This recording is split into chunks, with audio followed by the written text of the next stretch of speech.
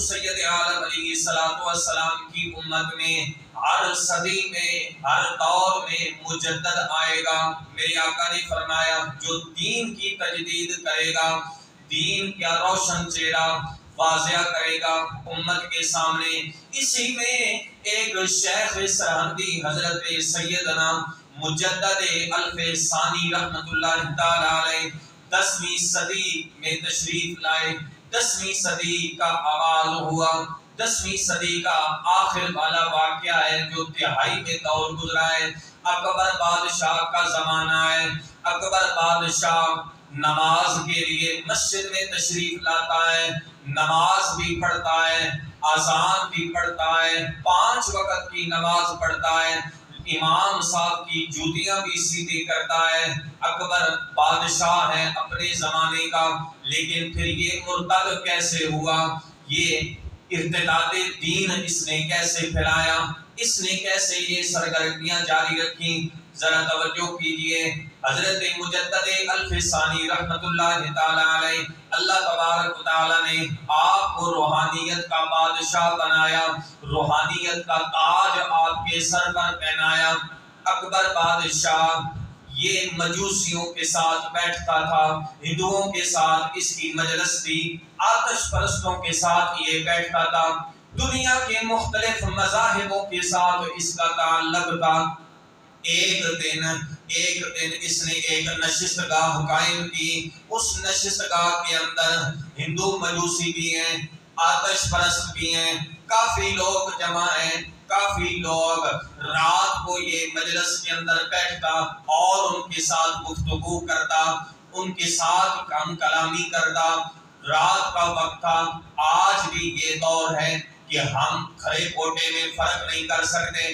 میرے دوستو، موبائل سب سے بڑا ہمارے پاس آ جاتا ہے، ہر عالم آج یوٹیوب پر ہے، لیکن ہم فیصلہ نہیں کر پاتے کہ صحیح کیا ہے، غلط کیا ہے، صحیح اور غلط کو صحیح اس میں رہنمائی نہیں کرتے، کھڑے کوٹے کی پہچان نہیں کرتے۔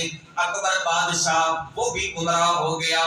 ہندو مجوسی آتش پرستوں نے اسے یہ بتایا نشست گاہ کے اندر کہ اب 1000 سال پورا ہو گیا ہے دین کے لیے، دین اسلام کے لیے، تو لہٰذا ہر دین کی عمر 1000 سال ہوتی ہے۔ تو بادشاہ ہے، اس دین کو بدل دے۔ اب اس کے دل میں یہ گمراہی ہو گئی، مرتد بن گیا۔ اس نے سب سے پہلے حج کو موقوف کیا، سرکاری طور پر حج کو موقوف کیا۔ اسی کے ساتھ اکبر بادشاہ نے حلال کو حرام کر دیا، شریعت کے اندر کچھ چیزیں داخل کر دی، کچھ چیزیں تصوف کے اندر داخل کر دی۔ اکبر بادشاہ لمبی مرتد ہو گیا، اس نے فیصلے جاری کر دیے، احکامات کو بدل دیا، دین کو بدل دیا۔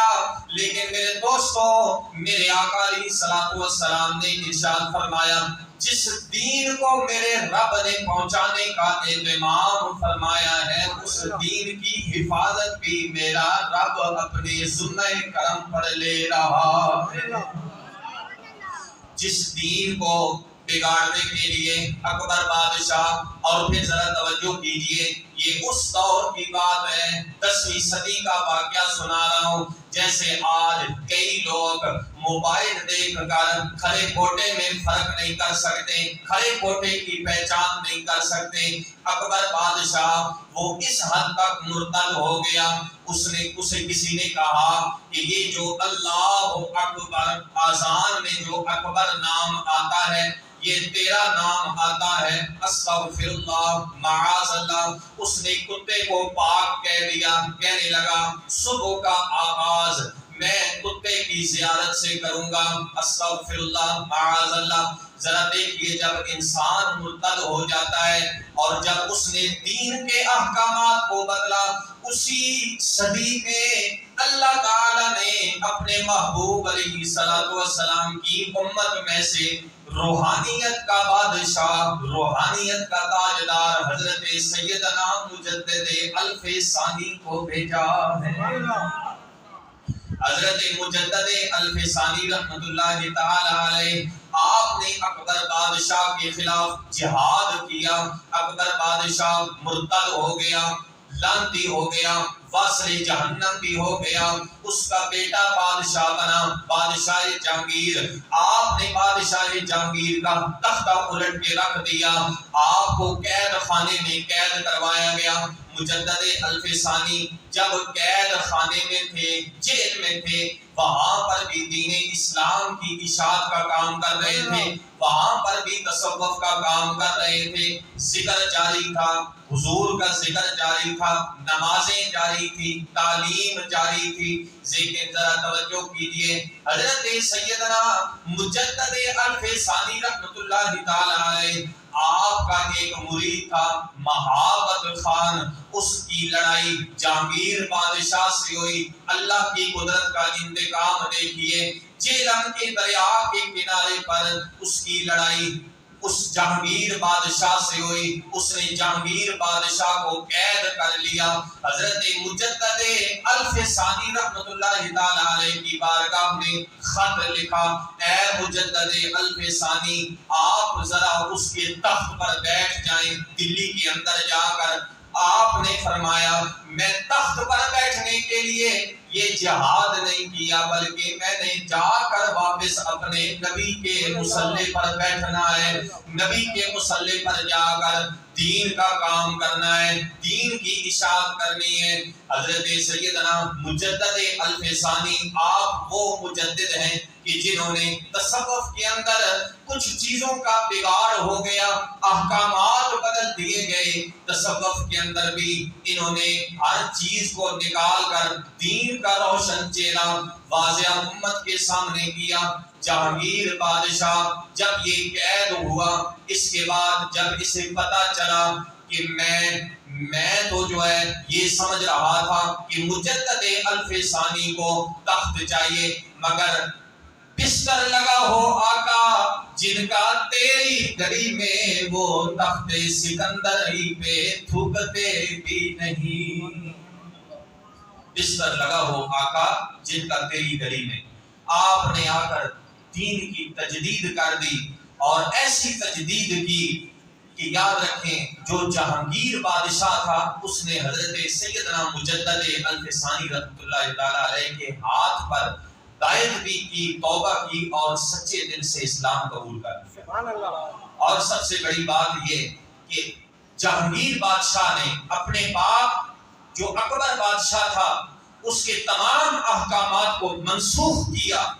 کہتا ہے کہ میں تمام احکامات کو منسوخ کرتا ہوں، اور اسلام کا جو روشن چہرہ تھا، واضح چہرہ تھا، وہ امت مسلمہ کے سامنے واضح کر دیا.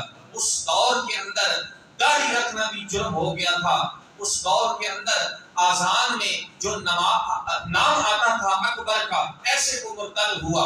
لیکن قدرت جب اپنا انتقام لیتی ہے تو ابو داؤد شریف کی حدیث پاک ہے، میرے آقا سید عالم علیہ الصلوۃ والسلام نے ارشاد فرمایا، ان اللہ یبعث لی هذه الامه من یجدد لها دینها من کل 1000 سنۃ. میرے آقا علیہ الصلوۃ والسلام نے ارشاد فرمایا، انبیاء کرام علیہ السلام کو اللہ رب العالمین نے دین کے لیے بھیجا ہے، دین پہنچانے کے لیے بھیجا ہے. میرے آقا بھی دین پہنچانے کے لیے تشریف لائے. انسانیت کو انسانیت آ کر میرے آقا نے سکھائی ہے. میرے آقا سید عالم علیہ الصلوۃ والسلام نبی الامی ہیں، تاجدار ہیں، تاجدار ختم نبوت کے تاجدار ہیں. میرے آقا کے بعد کوئی نبی نہیں آ سکتا. میرے آقا نے فرمایا، جب بھی دین کا روشن چہرہ امت مسلمہ کے سامنے واضح ہے، لیکن جب اس کے اوپر کوئی گرد ڈالنے والا آئے گا، اللہ میری امت میں سے مجدد بھیج دے گا. یہ ہے وہ مجدد الفسانی. اور مکتوبات شریف میں آپ کے وہ جو ملفوظات ہیں وہ محفوظ ہیں. PWD آرنلڈ یہ رائٹر ہے غیر مسلم، جب یہ اس نے لکھی ہے ایک کتاب، تو اس کو شاید محکمہ اوقاف جو پنجاب ہے، پاکستان لیول پر اس کا ترجمہ ہوا، تو تو انہوں نے لکھا کہ داتا علی حجویری، خواجہ معین الدین چشتی اور ایسی ایسی ہستیاں آئیں جنہوں نے اسلام کو یعنی جو دین کے جو مخالف تھے انہوں کلمہ پڑھا کر ان کو مسلمان کیا. تو جب ان کی محنتیں ضائع ہونے لگی اللہ تبارک و تعالیٰ نے مجدد بھیج دیا، سیدنا مجدد الف ثانی رحمۃ اللہ تعالیٰ علیہ. اور ہر صدی کے اندر، ہر دور کے اندر میرے نبی کی امت میں مجدد آتے رہیں گے جو دین کی تجدید کرتی رہیں گے، جو اس دین کا رنگ تازہ کرتے رہیں گے، جو تصوف کی دنیا میں جائیں تب بھی، اور اگر سیاسی دنیا میں جائیں تب بھی، اور اگر عقائد کی اصلاح ہو تب بھی، اخلاص جب دور ہو رہا ہو تب بھی مجدد آئے گا.